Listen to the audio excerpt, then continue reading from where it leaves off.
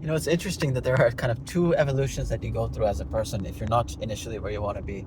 The first stage is recognizing that you are like other people and that you're not special, okay? And it's interesting how the second stage has to kind of invert that and you go back to what makes you, the best part of you, and recognizing that you're one of one of a kind, that you're not in competition with anybody else. That's that you.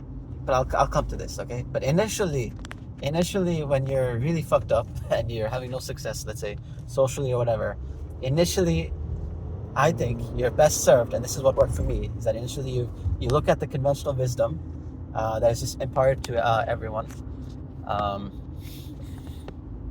yeah, because there are certain things that, to the extent that we are alike each other, we are like each other. To that extent, there will be things, conventional wisdom that applies to you, that it will really level you up as a person, right? Like everybody can benefit from being cleaner, let's say, or presenting themselves better, dressing better, better posture, working out a bit, getting fit, healthy. Like to the extent that you are like other people, you can benefit from these lessons. Okay, that's kind of the first evolution, the first stage of growth.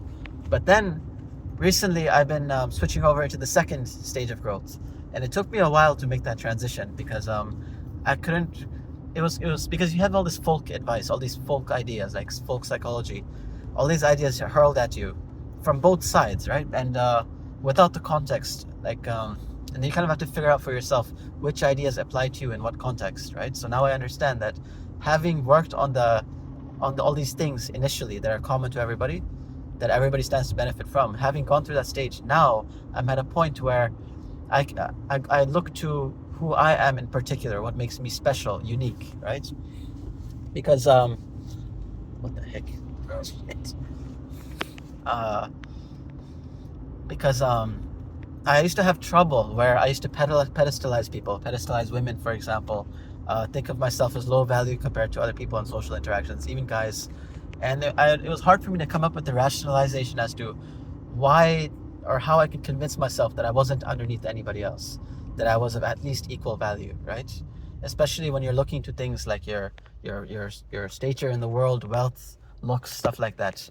And this is kind of one of the I picked this up in another video from Owen Cook. I love this guy on social media. He talks about like the universal shit tests, right? And this was one of them. He mentioned that as soon as you look to anything outside of yourself for value, you are fucked, right? That's the universal shit test. One of them is that you cannot look to worth, you cannot look to value from anything external to you, right? As soon as you start getting value from the car you drive, the way you look on a particular day, how much money you have in the bank account, any of these things, are you dating a 6 or a 10 or whatever, like anything like that, you failed the universal shit test. Okay, where you get the value from is recognizing that you are one of one, you're not in competition with anybody else, you're one of a kind, you're special. And that's liberated me because now I am no longer concerned with everybody liking me. I am looking for my family, the people who will take me as I am and recognize and value the unique concoction of everything that I am, right? Like all the unique shit that came together to make me, that I'm one of a kind, I'm not in competition with anybody else. And so it doesn't matter how much money somebody has, how good looking somebody is, or how much experience they've had, anything, nothing. Like, doesn't matter where they are in the world relative to me. I am at least of equal value, and in fact, I would say like the value scale just doesn't apply anymore. I'm of infinite value, and so are they. Everybody is the best. I have complete claim in saying that I am the best because I'm only in a competition of one, right? Like there's no metric that applies to me in this way, right?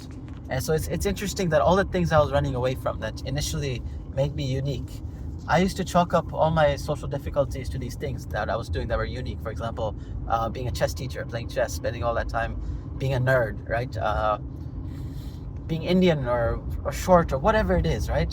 All these things that make me unique. I used to run away from these things, chalking up my failures to these unique aspects of myself. And it's interesting to come back now and recognize the value and the lesson of like be yourself, like own that completely, right? The power in that, the value in that. So it's interesting that there's these two levels of evolution, and kind of inhabiting the wrong one at the wrong time, I think holds people back. Like if you're in the initial stage where you could stand from the conventional wisdom applied to everybody, the generic wisdom, like if you could stand from being cleaner, you could stand being sorry, you could benefit from being cleaner, you could benefit from being working out, so on and so forth. If at that point you start thinking you're special, that you're not, that somehow that wisdom doesn't apply to you, then you'll fuck yourself up. You'll shoot yourself in the foot, right?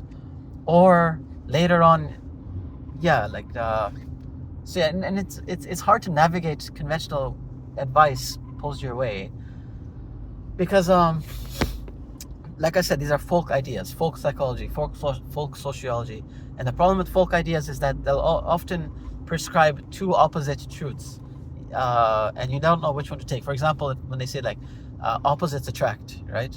But then there's also advice saying that like similarities, you want to find somebody similar to you, so you don't know how to navigate like in which context is one true and one not true, right? And so this is one of those things where it's like be yourself is the generic advice thrown your way, but then it's like I used to think like, okay, so be yourself, if that is true, but then I had all this success changing myself, trying to be cleaner, trying to be fitter, healthier, better dressed, everything. So was that the real me or not, right? So I hope this video offers a qualification on that, some context on that you kind of have to go through both stages of growth. The first stage, to reiterate, is just where you use the generic advice. To the extent that you are like other people, you can stand to benefit from that conventional advice, right? But then there's a second evolution once you've taken care of the basics, where you have to go beyond that and inhabit who you really are, the uniqueness that is you, and that is what is the source of value. Like that was it allows you to shed or break the value metric, like to not play by those rules anymore. You don't have to compare yourself to anybody. You're in a game of one, like you're in a competition of one. There's nobody else in that competition with you because there's nobody like you, right? And that's what makes you special. And so now in my life, I'm just looking for that, for the people who can appreciate that, who value that. I don't need to be liked by everyone. I don't give a fuck, right? I would rather have the deeper relationships that come from people liking the uniqueness that is me. Because those are the relationships that will persist, that will survive over time, right? And even there, I will just make a last qualification in this video that when you're starting out, let's say forming relationships, and you have no experience with them, like which is the boat that I used to be in, I think there it does pay to just enter into any old relationship and get the experience, get the feedback, because just being in any relationship at that point will teach you things like how to navigate a relationship on the basic level. There are things that it's important to learn, pick up, get experience with, right? But then after you've gone through that initial stage of the first, let's say, relationship, the growing phase, then you can start looking to relationships that are built on mutual interests, or like your uniqueness connecting with somebody else's uniqueness and seeing how that jibes, right?